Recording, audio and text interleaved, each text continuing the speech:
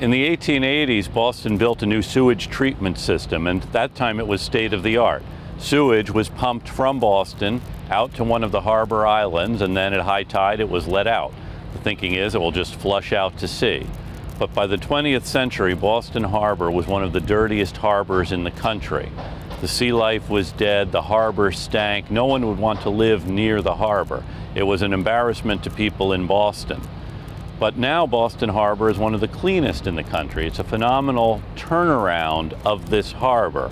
And that is a great story about how Boston Harbor is changed from one of the dirtiest in the country to one of the cleanest. Well, now here, hi, Vivian. hi. So nice to see you. Here? Well, we were just talking about Boston Harbor. Oh, wow. And now you've done a lot with the Boston Harbor Association to preserve the harbor and also keep it an active harbor. Can you tell us a bit? You know what's amazing? Our organization was founded 40 years ago by the League of Women Voters and the Boston Shipping Association to get a clean, alive, and accessible Boston Harbor.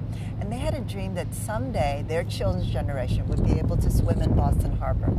Little did we know that it would actually come to pass. It's amazing. You know, the lawsuit occurred, and then the Massachusetts Water Resources Authority was established to clean up Boston Harbor.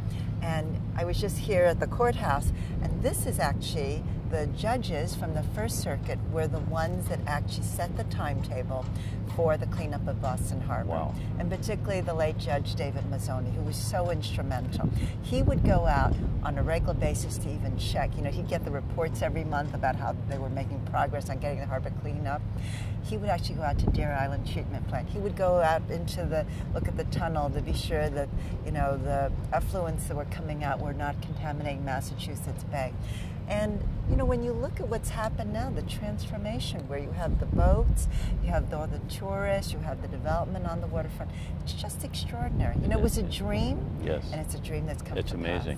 And of course the courthouse is named for Joe Moakley, who also had a role in this. Well, you know, Joe was, we say he's almost the godfather of what's happened on Boston Harbor. When he was in the legislature in the 1960s, he had the Boston Harbor Islands made into a state park. And he was the first person, even before our organization, that had the vision that someday this harbor would be attractive enough that people would want to go out to the Harbor Islands. And then he helped to get attention together with Senator Kennedy to clean up the harbor and the Big Dig project and such. And he tells us, he used to tell the story that only in America could you grow up in public housing as he did in South Boston, and at the end of one's life have a building named for you, and because he was the head of the congressional delegation. So he's very dear to us. And of course the Fan Pier was named because this was railroads came out in the form of a fan. And he remembered as a boy getting watermelons that fell off the trains on this very site. Exactly, and so it's shaped like a fan, and the railroad cars would terminate here. This was for the freight.